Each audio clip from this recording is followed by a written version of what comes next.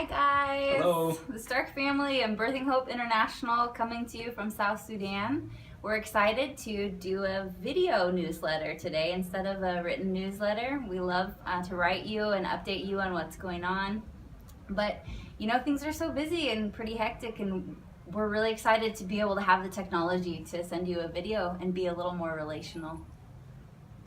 Yeah, so as you might have already seen on the news, South Sudan is again fighting. There's many different factions fighting in the country in different areas around the states of South Sudan.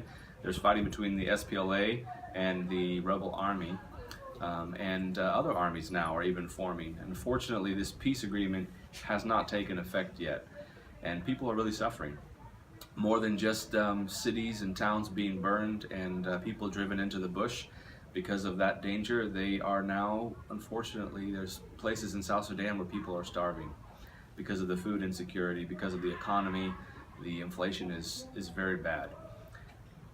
But it's not all bad.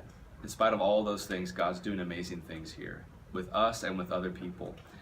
God is always on the move. No matter how bad things look, we need to always see what He's doing and get involved. And I thank God for people like you who are getting involved by just praying and then supporting and telling others about what we're doing in South Sudan. We really appreciate you guys, and you have helped empower us to be here and to make a difference in a very strategic point in history for South Sudan. Yeah, I think the highlights that we want to cover with you, I'll cover some of them and Jason will cover some. But I think the thing that we are so excited about being here is relationships, and you know that our ministry is focused on restoring, equipping, and empowering people, that they would go and be their God-given best, that they would go and fulfill ultimately the Great Commission. So we're here, we're encouraging the local church, we're working with one in particular pretty closely. But we love the reality that God always makes our home a place of ministry, and we open up our home 2 days a week, and that's going awesome. One for a pastor's prayer meeting and one for a worship community. And you know, we didn't know how that was going to look when the Lord was leading us forward in that. But it's an entire community of young people who are really passionate about worship, who want to know more of what it means to, in God's eyes, be a worshiper. And so that's going just awesome. There's been so many aha moments for these young people, and to watch them grow in prayer, grow in worship, in the spirit of worship, and grow in the reality of what God's calling them forward into. To see this group isn't just focused on musical skill, although we're focused on teaching them practical skills. There's a young lady who's learning the piano. I'm excited to be able to help her with what I do have to pass along. But you know, the foundation of this is discipleship. It's just giving away what we have, giving away the love that we have, and you know we're excited to do that.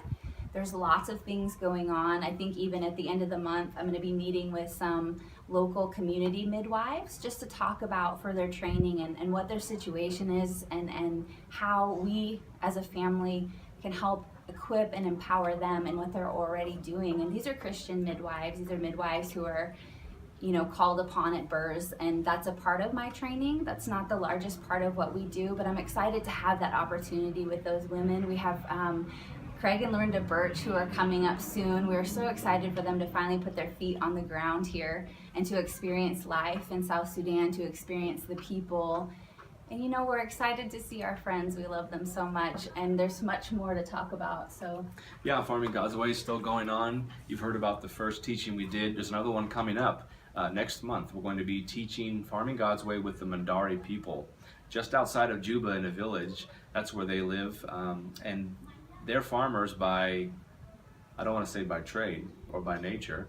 The people, they've always farmed, they've always raised cattle, and they're eager to see a better way of farming. The way they farm is traditional, and it doesn't give good yield on their crops. So we're going to bring Farming God's Way to not only help them with their yield, and also show them how to grow crops that are resistant to drought. But more importantly, we're going to share the gospel through Farming God's Way, because that's how the program runs. It shares the heart of God, what He originally meant for mankind, that He wants the soil that we live on and plant in, and the soil of our heart, to give abundance, to have abundance from Him and to give abundance. So we'll be doing that coming up, and you'll see pictures and videos of that. Another wonderful thing that's going to start real soon here is Divine Mission Church has been in a mud hut church for over 10 years, and they have saved their money, and they have now got enough to start the foundation. And I thank God that I'm here at this time. I'm volunteering my skills as a builder to oversee that project and to begin that work. With what we have, we're going to move forward and trust God that He's going to provide the rest some way, somehow. And well, you'll see more pictures and videos on that as well.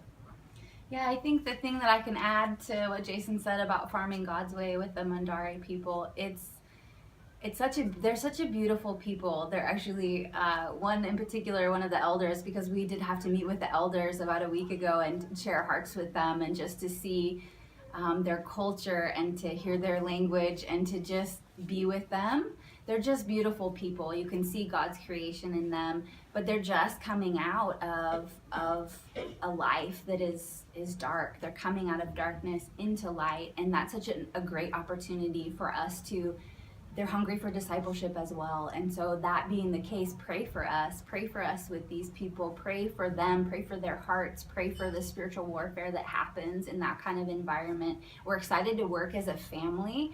I'm excited for the girls. You know, the women have just beautiful faces with the markings that are from their tribe, and just their smiles, and just the experience out there is great. Jason feels like he's back in the country again with all of the animals, and I mean, that's a beautiful part of what we get to do and be a part of.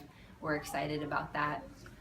Yeah, and a lot of ongoing encouragement with leaders in this church and others. God's empowered us to give away what we've been given, and we do that with humility, and we consider it a privilege to be able to be here at this time and encourage leaders to keep going, because it's hard enough to be a church leader anywhere in the world, but in South Sudan, the struggles are real. On every level, people are suffering, and it takes serious commitment and encouragement to keep on going.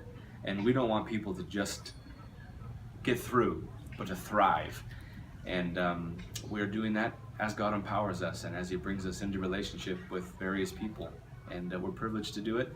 You've helped make that a reality, and we want to thank you for your involvement and for watching this video. We love you guys, and we have one last thing to share before we let you go. Yes, we are so excited. You remember, as we've been talking about this mission in South Sudan, we've talked to you about how important all of our relationships are. That means you and our time with you and our time with our church family. You know, it's just so precious to us. And so we have talked about reconnection time, and so it's about that time. It's really close. Actually, we'll be back in the States, in Idaho first, beginning March 16th. We land. We're so excited to be back with you guys and to share with you guys the real stories of all the details, to talk about the lives and the people that your involvement in Birthing Hope International has changed. You've changed lives here through us, and so we'll see you in March, and we'll be around for about 3, possibly 4 months. A time to rest, time to reconnect, time to get refueled, and to also continue Vision Camp. Okay, so that's our update. If you, your friends, or your church or small group would like us to come and share more about what God's doing in South Sudan through this ministry, Birthing Hope International, we would love to connect with you and to come share. So keep that in mind, and we can't wait to see all of you. We love you. God bless you.